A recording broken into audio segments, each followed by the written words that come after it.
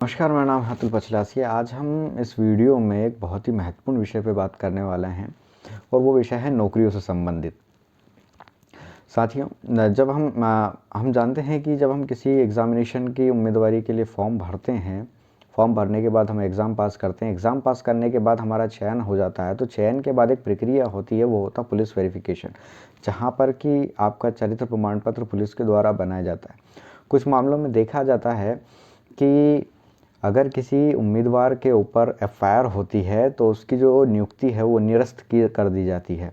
FIR छोटा मामला हो चाहे बड़ा मामला हो, एफआईआर अगर उसके ऊपर है तो उसकी जो नियुक्ति है वो निरस्त कर दी जाती है।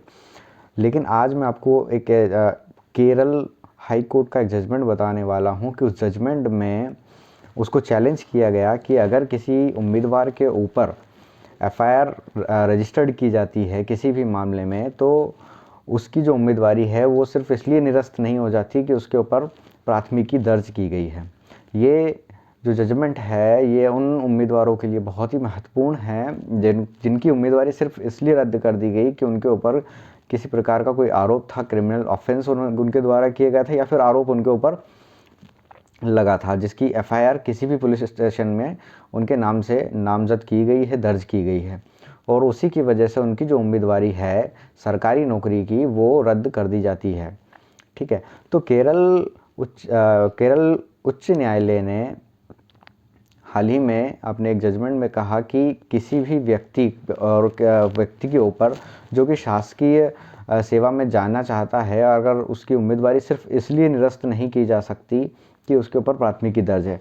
इस में जो जजमेंट दिया था जस्टिस ए मोहम्मद मुश्ताक ने और जस्टिस शोभा अनम्मा की ये डिवीज़न बेंच थी केरल उच्च न्यायालय की। उन्होंने ये अपने जजमेंट में ये बताया कि किसी भी व्यक्ति के ऊपर अगर प्राथमिकी दर्ज की गई है और वो एक उम्मीदवार है शासकीय सेवा का और उसका चयन हो चुका है, सिर्फ उसकी उम्मीदवारी इसलिए निरस्त नहीं की जा सकती कि उसके ऊपर प्राथमिकी दर्ज है।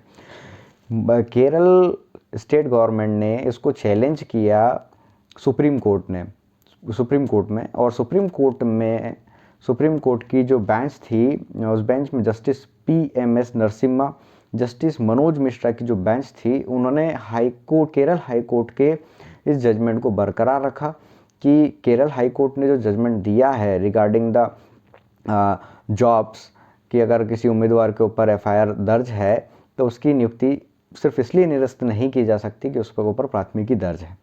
ठीक है, तो ये फाइंडिंग्स सुप्रीम कोर्ट ने दी है और सुप्रीम कोर्ट ने केरल उच्च न्यायालय के जो जजमेंट है उसको बरकरार रखा है। अब इससे फ़ायदा किन लोगों को होने वाला है, एक और बात इन्होंने सुप्रीम कोर्ट ने की है। सुप्रीम कोर्ट ने सतीश चंद्र बनाम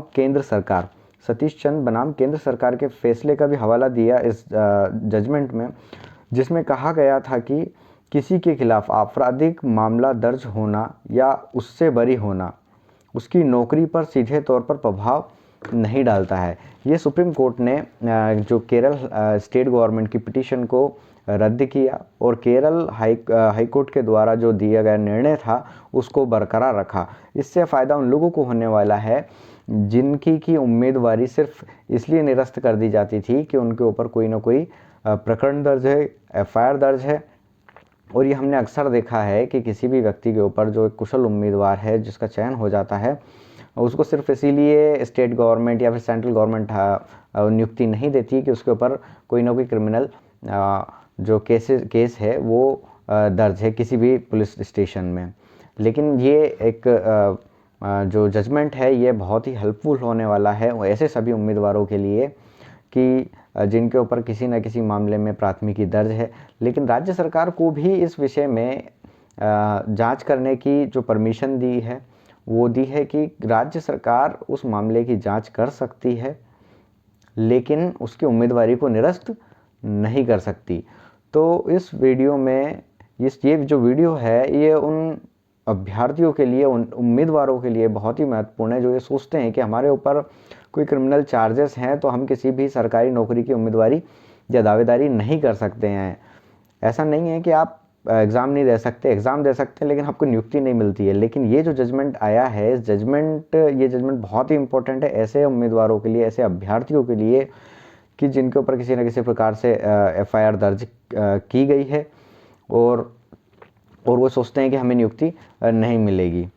तो इस जजमेंट के बेसिस पर आप अपनी उम्मीदवारी को बरकरार रख सकते हैं और नियुक्ति पा सकते हैं। आपको ये वीडियो कैसा लगा? वीडियो को लाइक करिएगा, चैनल को सब्सक्राइब करिए। बहुत बहुत धन्यवाद। जय हिंद।